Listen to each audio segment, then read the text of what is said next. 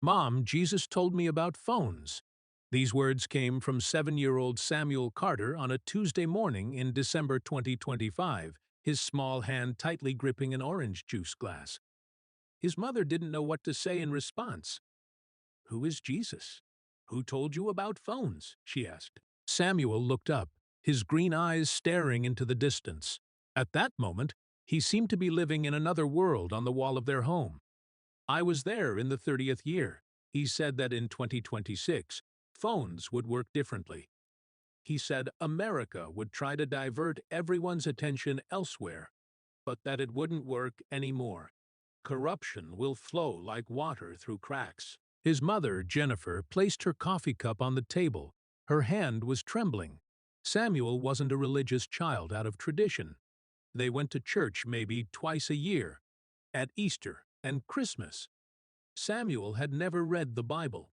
He struggled to read books. Yet here he sat, speaking calmly, as if recounting a conversation they had yesterday.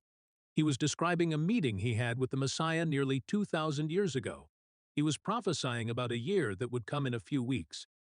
You are about to read the most comprehensively documented case of childhood reincarnation memory in modern history. This case will force scientists, theologians, and religious people to confront a single terrifying question. What if some souls carry messages beyond time? The Carter family was an ordinary family. They were not people who believed in supernatural events. They did not read tarot cards or consult astrologers. Religion was a cultural artifact for them, something they had inherited but never explored deeply. Samuel began having dreams in late December 2025. Jennifer dismissed them as the product of an active imagination, mixed with fragments of Sunday school stories she had heard years ago. But the dreams continued. Samuel woke up every night crying from an overwhelming sense of loss. At 2 in the morning, leaning on Jennifer's shoulder, he would cry, "I miss it. I miss the smell of the air. I miss the people." Jennifer stroked Samuel's hair. She told him it was just a dream, that everything was fine. But as she said this, a sense of unease came over her. When Samuel woke up from these dreams, there was something different in his eyes. He looked tired and aged. Everything would change on the morning of the 12th of November. Jennifer didn't know that her life would change forever as she prepared breakfast that morning. Samuel began to speak that morning in a steady, uninterrupted flow. "I was born in a village near Capernaum. My name was different back then. I think it was Tobias, but I am not entirely sure. I was a child of 12 or 13 when I met Jesus. He had already been crucified and resurrected. It was the 30th year after his resurrection. He was still appearing to people. He was teaching them before ascending to heaven. He came to me while I was drawing water from the well. He knew my name from those years. He called me Tobias, and he said, 'Tobias, you will live again. You will be born in a distant country beyond the seas, at a time when people have forgotten how to see each other. And then, according to the coming count, in the year 2026, that country will be put to a great test.'" Jennifer was shocked by what she heard. She wanted to silence these impossible words coming from her son's mouth. But she couldn't move. Samuel continued in a voice that never wavered. "He told me that America would try to divert people's attention. He said there would be devices. That is what he told people. He was talking about devices that would distract people from the truth. But in 2026, these distractions will begin to lose their effect. Corruption and lies that have been kept secret for a long time will begin to come to light. The country will be divided, and people will become enemies of each other out of fear and anger." "Samuel, honey, where did you hear this? Why are you talking nonsense?" Jennifer thought. Her son was speaking from his imagination. Samuel, however, ignored his mother and continued. He also said it was an opportunity. He said it was a gift. He said this crisis would force people to make a choice. They could retreat into fear and isolation, or they could build something real. A real community, he kept saying. He said that in 2026, people would need to know their neighbors. Not just their names, but their stories, their struggles. He said they would need to forgive old grudges and resentments, because holding on to the pain would poison everything they tried to build, and they would need to stop accumulating material things. They must stop seeking security in the things they own. Instead, they must strengthen their faith. Samuel finally looked at his mother's face. At that moment, Jennifer saw something she would never forget for months to come. In her son's eyes was the weary wisdom of someone who had been carrying a burden for a very long time. He said I would remember when the time came. He said I shouldn't tell people, that I shouldn't warn them, but that I should also give them hope. That is why I am here, Mom. That is why I came back. Silence fell at these words. She reached out her hand. She took Samuel's small hand in hers. Her son's hand was warm, but the words that came out of his mouth were not the words of a child. They carried the specificity of lived experience, the texture of real memories. He hadn't said, long ago in biblical times. He had said 32 years. He had given himself the name Tobias. He had described a well dust, the special quality of light. And the prophecy itself was not vague or symbolic. It was concrete. The date was clear. 2026 was not a distant future. It was a few weeks away. Perhaps Samuel had heard a political commentary on the news about America's divisions. The child's mind had turned this into a religious fantasy. Maybe he had watched a documentary at school. But even as he constructed these plausible explanations, he knew they were inadequate. Samuel didn't watch the news. The way he spoke, the weary relief in his voice, was as if he had been carrying this message like a stone inside him. As if someone had finally sent him back with these words. I wanted to tell you first. You always listen, Mom. Tears streamed from Jennifer's eyes. She tried to reconcile the impossible contradiction she was experiencing. This was Samuel, the baby who still needed help tying his shoes sometimes. Yet, with the authority of someone who had stood in the presence of a divine being, he had delivered a prophecy spanning 2,000 years. That night, Jennifer told Michael everything. At first, Michael didn't believe her, but he doubted its authenticity. We need to document this. If Samuel keeps talking about this, we need to write down exactly what he says. We need to note the dates, the details, everything. Was her 7-year-old son carrying a message from God, or was he losing touch with reality? The Carters would contact a professor of religious studies at Portland State University in 2 weeks. The professor had published extensively on early Christianity. They contacted Dr. Richard Holloway. If anyone could help make sense of Samuel's claims, it would be someone who had dedicated his career to separating historical facts from religious mythology. Dr. Holloway agreed to meet with the family in his office on campus. He was an experienced man in his early 60s. His office was filled with books on the Gnostic Gospels and archaeological finds in the Holy Land. When the Carter family arrived, Samuel was holding his mother's hand tightly. Dr. Holloway greeted them with a gentle smile. Mrs. Carter, thank you for reaching out to us. I want to clarify my perspective from the outset. For 20 years, I have been examining claims of past life memories, particularly those involving religious figures. In every documented case, we see that the child has acquired information from the media, books, overheard conversations, or even subconsciously absorbing details from their surroundings. Young minds are extraordinarily good at piecing these fragments together into a coherent whole that feels like a memory. This does not mean Samuel is lying. It means his brain is doing something very normal. It is creating stories from the bits of information he encounters, Jennifer replied, trying to remain calm. Samuel has never shown any interest in religious history. We hardly ever go to church. He is 7 years old. Where could he have learned about the year 32 AD Capernaum or information about Jesus that emerged after his resurrection? These are reasonable questions and exactly what we will be investigating. She turned her attention to Samuel, who sat motionless in his chair, his feet not quite reaching the floor. Samuel, I am going to show you some pictures. If any of them look familiar to you, I want you to tell me. Can you do that for me? Dr. Holloway opened a folder. She began placing the photos one by one on the table. The first showed a reconstruction of an old, worn-out well made of stone. Samuel looked at it. That is very ornate. Ours was simpler. It was a hole surrounded by stones with a rope inside. The second photo showed a modern archaeological site with tourists walking among the ruins. Samuel shook his head. It wasn't like that. Everything was still in use. People lived there. The third photo was a Renaissance-era painting of Jesus depicted with golden light and a serene expression. Samuel stared at the photo for a long time. His face wasn't like that. It was darker, more tired. And he had scars on his hands. It wasn't bleeding, but you could see where the nails had been. Dr. Holloway showed another photograph. This one was a first-century map of Palestine with various cities marked. "Can you show me where you lived?" he asked. Samuel leaned forward. His little finger traced the map before pointing to an area near the Sea of Galilee.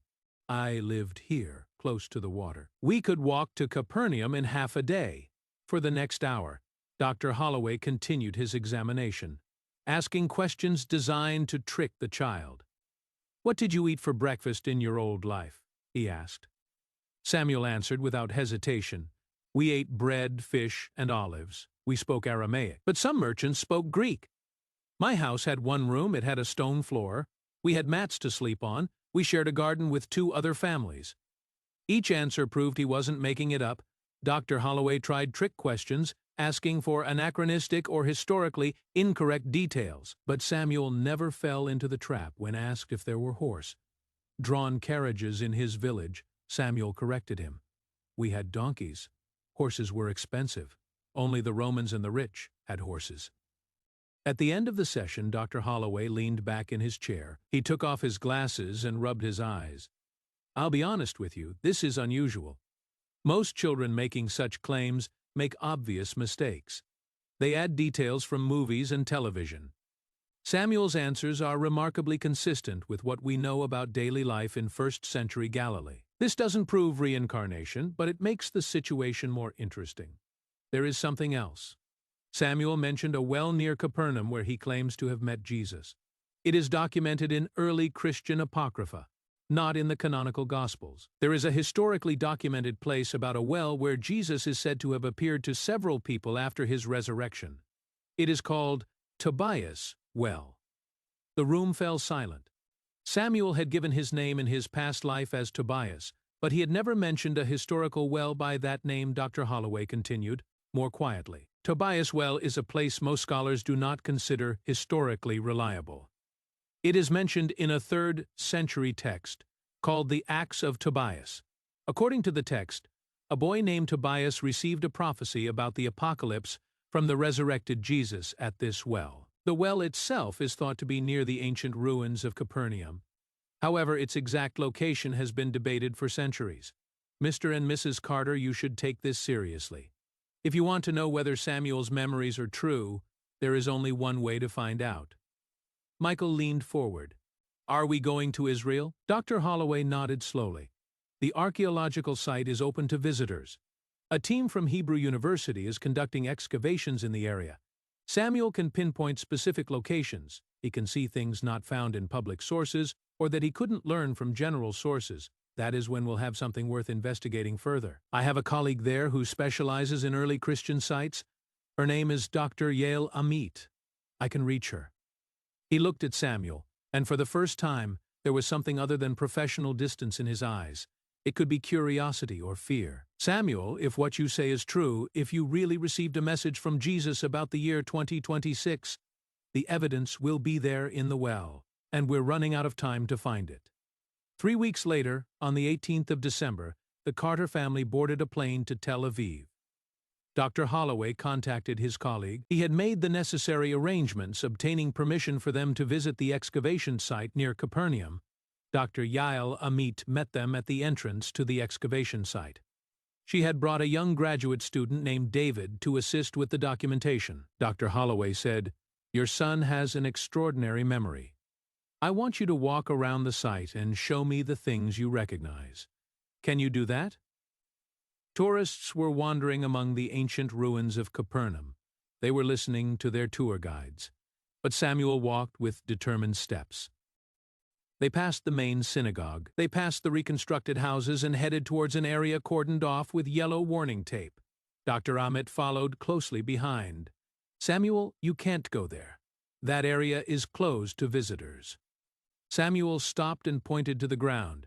He was pointing to a pit, partially hidden by overgrown weeds. The well was right there. Dr. Amit was surprised. He looked at his student. "David, check the map records." The young man took out his tablet and began examining the digital files. After a while, he looked up with a shocked expression. Professor, according to the ground-penetrating radar survey we did last month, there is a void at that exact spot. We marked it for excavation, but we didn't have the funds to carry it out. Preliminary analysis suggests it could be an ancient cistern or well. Dr. Amit looked at Samuel. Samuel, if this is the well you remember, if this is where you claim to have met Jesus, then we need to excavate. We need to see what is there.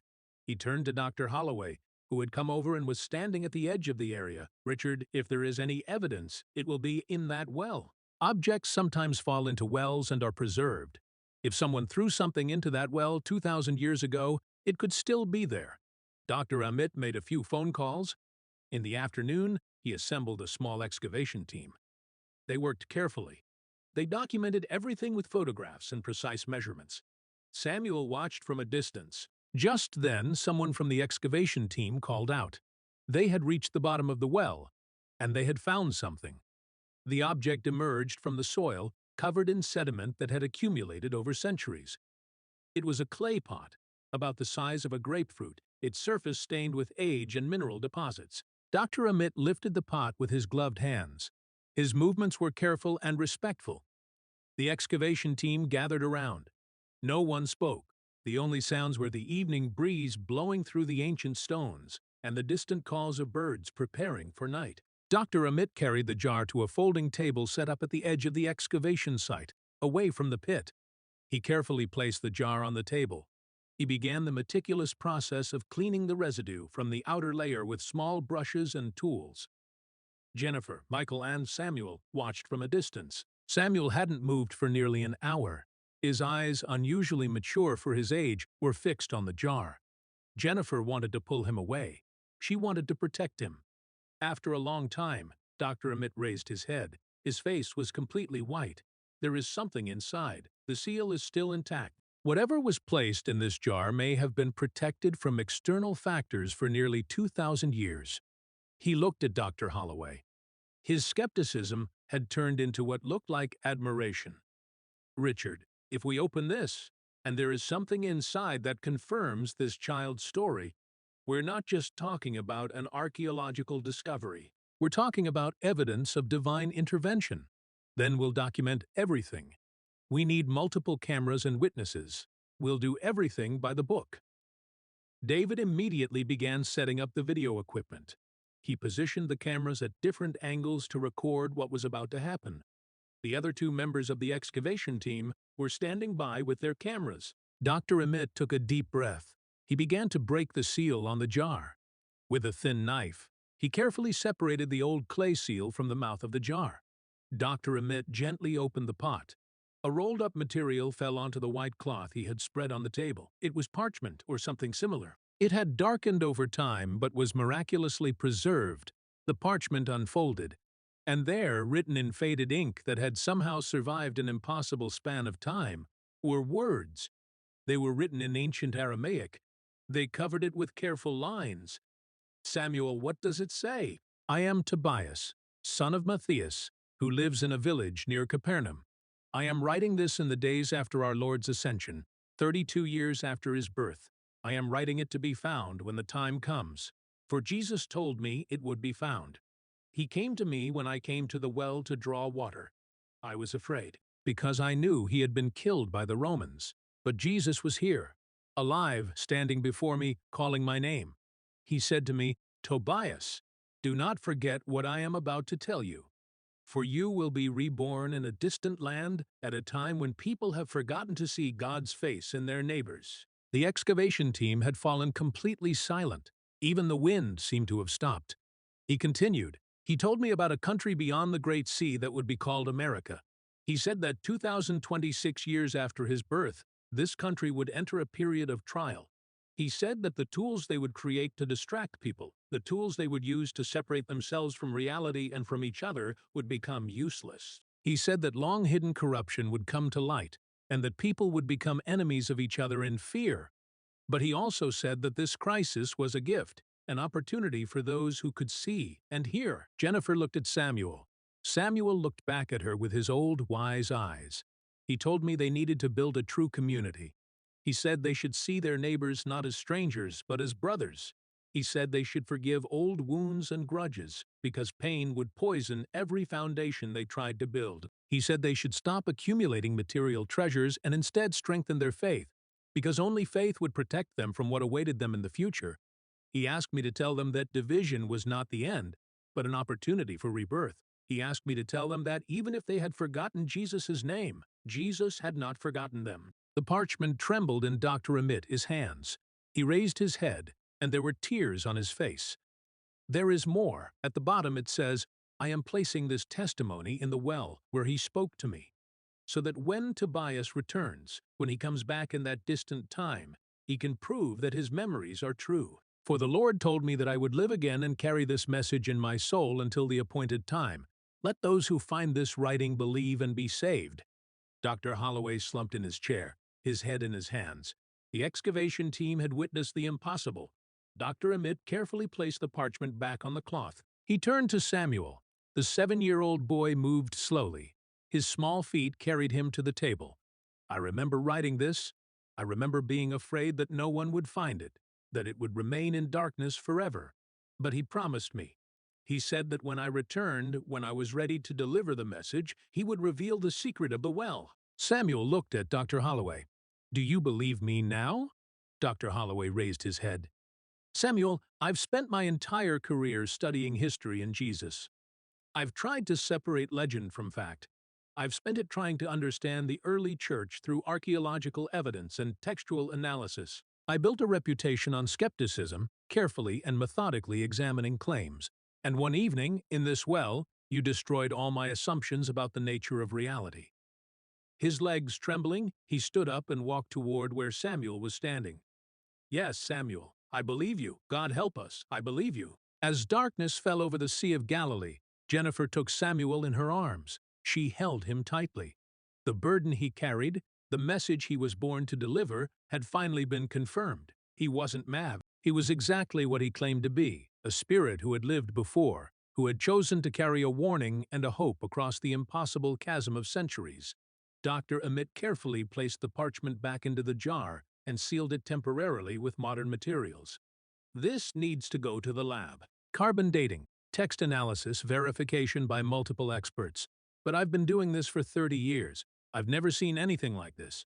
The parchment, the jar, the location, the specificity of the prophecy, all indicate it came from the 1st century. Your son didn't just remember a past life, he remembered a divine mission. And according to what is written here, 2026 is almost upon us. There is little time left to see if the rest of this prophecy will come to pass. Samuel walked to the edge of the well. He looked into the darkness where his past had been brought back. He spoke, and his voice carried so clearly throughout the archaeological site that everyone turned to listen. He told me that when it begins, people will be afraid. He said they will feel as if everything is falling apart. But he said I needed to remember that sometimes things must be broken apart in order to be rebuilt correctly. He said the 2026 crisis was not a punishment. It is an invitation to become who we are meant to be. With a message from the Messiah's own mouth, this special moment in history was speaking. The impossible had become undeniable. The divine, reaching beyond time, spoke to a world that had forgotten how to listen. The parchment was sent to laboratories in Jerusalem and Tel Aviv. Teams of experts worked day and night to verify the authenticity of the parchment. When the carbon dating results came in, it was confirmed that the parchment was approximately 1,990 years old. This was consistent with Samuel's claim of the date 32 AD. The ink was analyzed. It was found to be a mixture consistent with writing materials used in the 1st century. Text experts confirmed that the Aramaic writing was authentic, consistent with the style and vocabulary of the period. Handwriting analysts noted that the writing exhibited characteristics of someone educated but not professionally trained as a scribe. That is, the traits expected of a village child who had learned to write. Every test, every analysis, every expert consultation pointed to the same impossible conclusion. The document was genuine. The Carter family returned to Portland on the 30th of December, but their lives had changed irrevocably. Clergymen who visited their home came seeking hope, believing that Samuel's message from Jesus would provide guidance in uncertain times. Others, despite the evidence, believed it was all an elaborate hoax. The family eventually moved to a secret location to escape the constant attention. Samuel, however, remained calm throughout these events. But Samuel's message had never been one of despair. Yes, he had warned of crisis and division, but he had also spoken of opportunity and rebirth. Do you believe that Samuel Carter's memories truly transcended time? Do you believe that the Tobias document is a true divine communication for this moment in history? Or do you think it is all just a detailed coincidence? This message was given not to prove anything, but to provide guidance in difficult times. Build community. Get to know your neighbors. Forgive those who need forgiveness. Strengthen your faith in what you hold sacred. Whether these words were conveyed through a divine mission or born from the deep wisdom of the human spirit, they retain their validity regardless of their origin. Join us as we uncover the next mystery, the next impossible story, challenging everything we think we know about the nature of reality, consciousness, and the thin veil between this world and everything beyond.